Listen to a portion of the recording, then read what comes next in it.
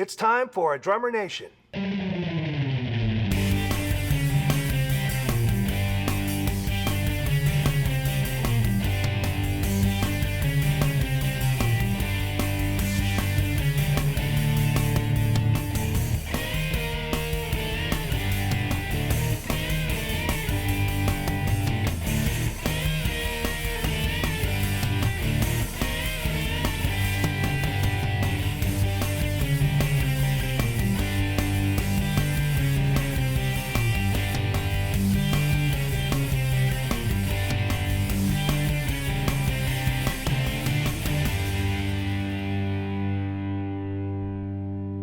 I'm proud to now welcome Sabian Cymbals as an official sponsor of Drummer Nation. The former Crescent Vanguard series are now widely available as part of the legendary Sabian HH models. HH cymbals are traditionally hand-hammered into shape and sound by Sabian craftsmen. Each cymbal receives between 2,000 and 4,000 hammer blows, resulting in increased musicality, tonal complexity, and unmatched sonic texture favored by drummers in the know for generations. Find out more about the Vanguard series and all other Sabian models at Sabian.com. Welcome to another edition of Drummer Nation.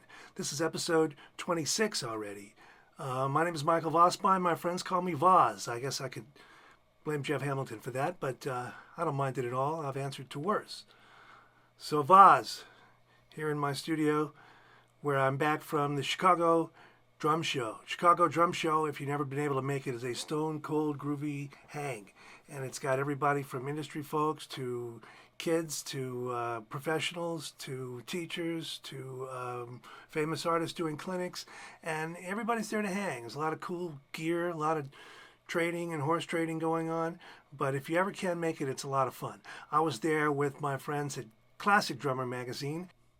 I did some things for them, but I was able to do a few things on my own.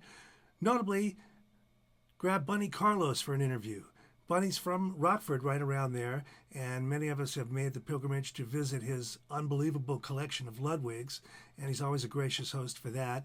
But last year, he was inducted into the Rock and Roll Hall of Fame as the drummer with the band Cheap Trick. He's also a great guy. So I had a good time talking to Bunny, a great time at the show. You also notice I do have some ads now. Sabian has agreed to be a long-term sponsor, and I thank them for that. A few other people in the pike you'll be seeing soon. So here's Bunny. Thanks for watching. Michael Vosbein with Drummer Nation here at the Chicago Drum Show, and it's my honor to be with the one and only Rock and Roll Hall of Fame inductee, Bunny Carlos from Cheap Trick. How are you, Bunny? All right, Chicago, let's have a look at you. I'm doing fine. How you doing, Michael? I'm well. You're from this area, right? Yeah, I'm about 80 miles away. Uh-huh. And how did you get involved with drums when you were a young guy? You know, as a little kid, I saw some school band drummers. They had a couple sets set up, and the Beatles were on Ed Sullivan, you know, it was all over. I think with everybody of a certain age, seeing Ringo on Ed Sullivan kind of did it. Yeah, I'm class of 69, and I'm of that age. When the Beatles came out, I was like 12, you know, so it was like perfect storm right there. Was that the beginning of your infatuation with Ludwig drums? You know, I liked drums for about 6 months before that, but when I saw Ringo's, you know, I was like, Ma, I gotta get a set of drums, from a snare drum or something for my birthday, which was 6 months later. And she went down to Ralph Nielsen's House of Music. Rick's dad had a music store, and the guy sold her a whole set of drums, so kind of lucked out there. And then a couple years later, I got my first Ludwig kit. And so you've been an astute and avid collector for decades. Oh yeah, since about late 70s, something like that. I had a Radio King kit I picked up in 75, and I didn't even know what it was, but it had that big bass drum and stuff, and that was cool. And then I met a dealer named Charlie Donnelly out in Newington, Connecticut. He gave me a bit of an education and stuff, and that's when I started collecting. Well, I've had the pleasure of seeing your collection. Oh, thanks. And not only do you have unusual pieces, but they all have a story to them. They're like unique pieces with stories. Yeah, for the most part. I was collecting Ludwig finishes, and I ended up having about 100 different finishes. About 2 years ago, I decided to thin the herd a bit, so I put about 15 sets and about 75 snare drums up for sale about a month or two ago. And they're at donbennett.com if you want to take a look at what hasn't sold, about half of them. But yeah, I ran out of room, so I'm keeping about 30 kits and only about 80 or 100 snare drums. So, Oh, poor baby. you know, Well, Don Bennett's a great guy to team up with. Don's a good guy, and he sells celebrity gear, so he kind of knows how to market it and stuff like Yeah, that. he's the right guy. But I've known Don for about 30 years, so. I You used to do business with him too when I had my cymbal company. Ah, All right, cool. so now you came up as a kid as a rock and roller. Yeah, I started playing drums, in '64. Went out and saw bands, the Beatles and the Beach Boys and the Stones, and then Hendrix, Cream, and the Who, and all these bands. And I'd soak it up, seeing those guys, and take notes or make tapes or do whatever I could do. And I did a single when I was a sophomore in high school with my high school band, and that was like #1 in Rockford, for a couple of weeks. So Really? we thought that was cool. Yeah, in spring of '67. That's like kind of out of that movie, that the thing you do. It's like that, kind of on a much smaller scale. But yeah, we sold like 1,500 singles and made enough money to like build our own PA and stuff. We were sophomores in high school. We did a Beatles song and a Them song, so that was cool. Excellent. And then eventually you hooked up with what became Cheap Trick, right? Yeah, well, I knew Rick. Rick went to grade school with my sister. He's a couple years older than me, and Rick was in a band, and Tom was in another band, the Boll Weevils. Rick was in the Grim Reapers, and I was in the Pagans. And Robin was a couple years younger. He's class of '71. He was out in Loves Park, next town over. And yeah, then you kind of all after high school, guys that are in bands, they start to gravitate, to the guys that are still in bands. And 1.4 of us ended up in the same band together. Finally, about '74, that happened. I have a couple of near misses with Cheap Trick. Once I was on the Glenn Miller band years ago. We were playing Heinz Hall in Philadelphia, and we're loading out in the afternoon, and all these kids are waiting to see Cheap Trick. Ah, So who's Cheap Trick? I didn't know who you were back then. That was my first experience. And then once you were in Atlanta, you were touring with Poison and somebody else. And, oh yeah, back in '87 or something. and I got there for your Poison. last song, man. Poison and Rat or somebody. Yeah, because I was friends with Ricky. Well, I Ricky's miss- a good guy, he but is a great guy. right, the guys in Rat were rock stars. So. Enough said, enough said. But I almost caught you twice, and I guess you're not playing with the band anymore. I quit touring with them in about 2010. I'm still an owner. I'm still a member for what that's worth. I'm a quarter owner of the business and things like that. Well, you should be. You were When there's part of the band. archival stuff, I get the phone call from the record label or from who's ever doing things. And Cheap Trick, Cheap Trick the band has an album coming out in June. Cheap Trick, the legendary band, has a documentary on Amazon. I think it'll probably be in the works in a few months for release. And there's some books are getting written. I'm doing interviews for books and stuff this year. Projects like that. So the legacy of the band's still hanging on. That's, Right, of course. That's interesting. I never thought it would be like this, when I'm in my 60s. Did it snowball a little more since you got inducted into the Hall of Fame? Yeah, it took off, and at the same time, I thought, well, that'd be a good time to do a solo album, so I threw that in the mix, and yeah, it got pretty hectic there. I was like, oh, just like the good old days, my life is not my own. But Well, now- I'm not complaining. Not complaining. How many guys can say they were in the Rock and Roll Hall of Fame? How many drummers? We're talking a pretty small Yeah, only group, about man. 300. Yeah, That's a pretty small group. yeah. So I don't mind. You don't mind. That's Does it cool. feel great? Do you still wake up and go, Well, wow, well, man, it that's feels cool. neat, and the day we got announced was December of 15. And I told my wife a couple days before, I said, at breakfast, I said, honey, I didn't say honey, I said, Ellen, I said, in a couple days they're announcing the Rock and Roll Hall of Fame thing, and we got nominated. I said, don't worry about us getting in. I said, but the phone will probably be ringing, with people or whatever. And I woke up that morning, she goes, guess what? And I went, you're kidding. And she goes, no, you're in. And I said, get ready. And she goes, what do you mean? The phone's been ringing for hours. The circus begins again. It began again, and Yes. it was a zoo. Yeah. But doesn't it feel great? Well, that if you can't handle that stuff, then don't get in a rock band and try and sell any records. It's the wrong thing to do. I know. On the other hand, it's a childhood dream, right? You So know, you it was might my as well be dream, ready for and it. if you can't handle the press and you can't handle people giving you compliments or nailing you, if you can't handle the bad reviews, then don't read the good ones either. Don't read the reviews. How did you deal with that? You didn't read them? No, I didn't believe them. That's all. There you go. I go, well, know who you are. this guy likes us, but I was the guy on stage. I know if we did a good show or not. Between the four of us, we know how good we are or how good we aren't. It's nice and it's flattering to read a great review, and I appreciate them. But I try not to believe them because then I got to believe the bad ones too. I understand. Now, how would you describe your style in that band? I'm a guy that grew up digging Ringo and Charlie Watts and Dave Clark, and then Ginger Baker and Keith Moon, and guys like that. Mitch Mitchell was a big influence. I saw Hendrix like 4 times one year. Really? I saw Cream 3 times one year, and I'd go to see these guys, and I'd be pretty focused on the drummer by then. And they're all big influences of mine. And I met a lot of these guys later, and pretty much to a man, they were all swell human beings if they weren't too screwed up, you know. And so yeah, I got everything you hear from me probably came from those guys, and then later, you know, Dave Tuff and Big Sid Catlin, a bunch of these cats that these guys led me to those guys. Right. You know, the Stones led me to Chuck Berry, Walking that kind of thing. So it worked backwards instead of forwards, you know.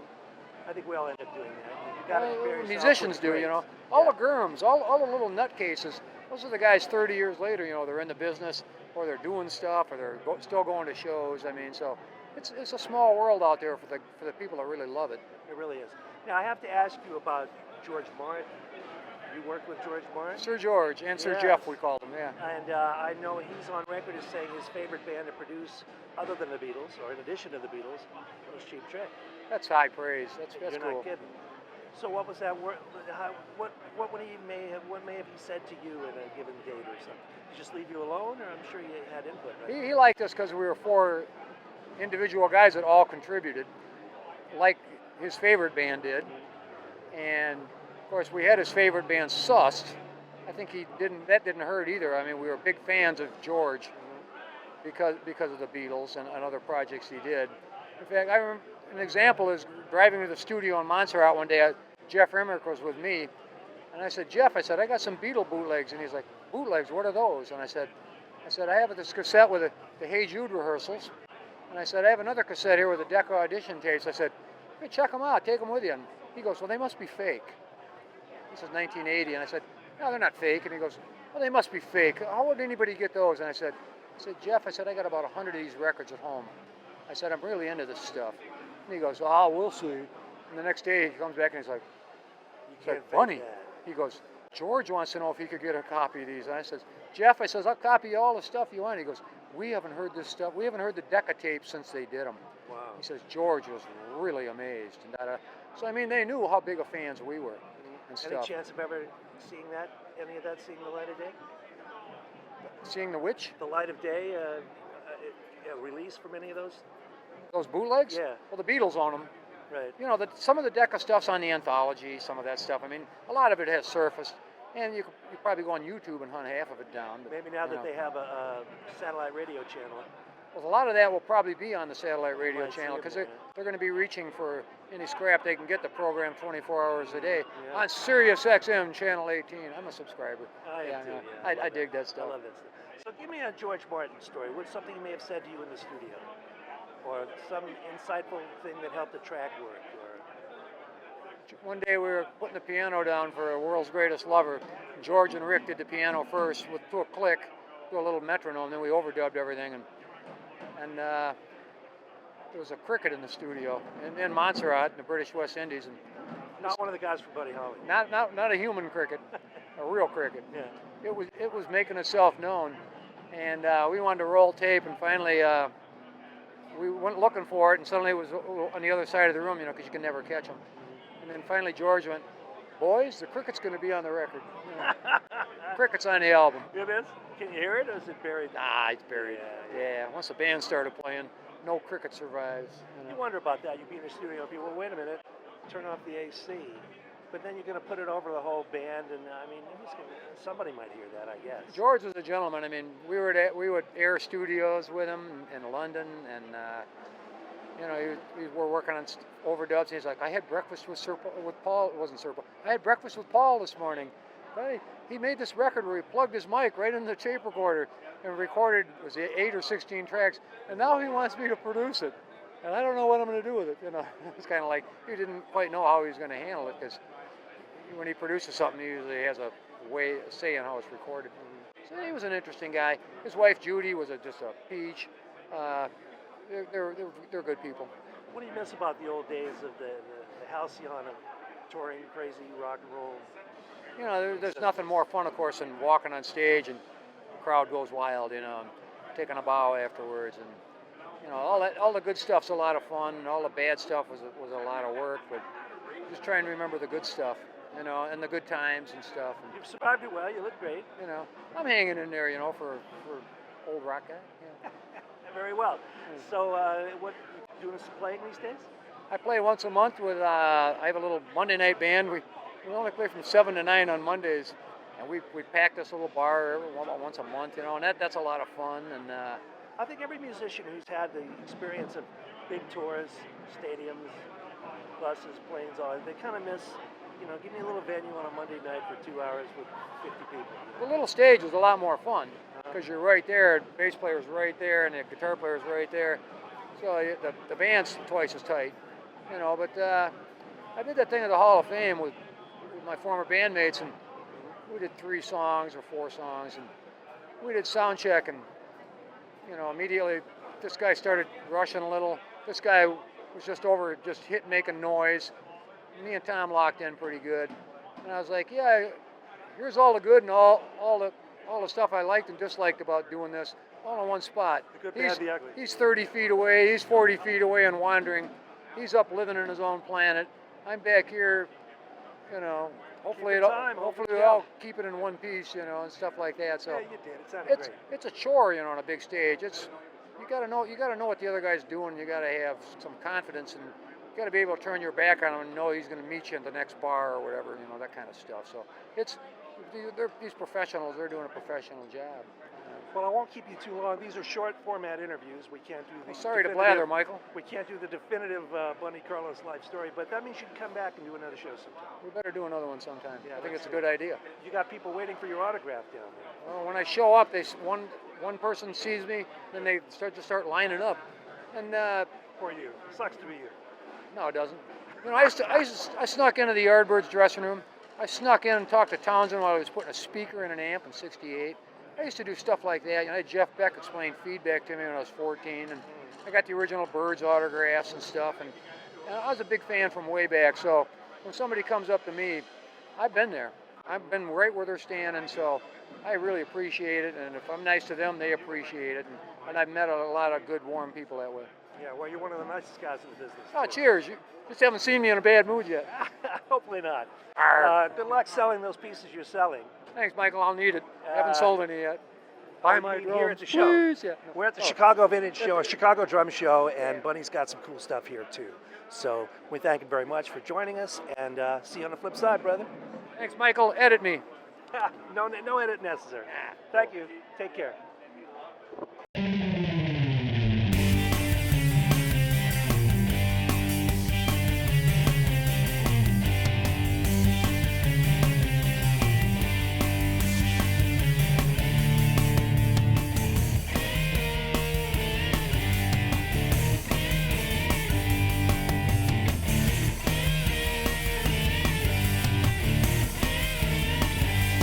This is your host, Marco Vosspine, and I want to thank our friends at Atlanta Pro Percussion, Jeanette Classic Drums, Sabian Cymbals, and Classic Drummer Magazine.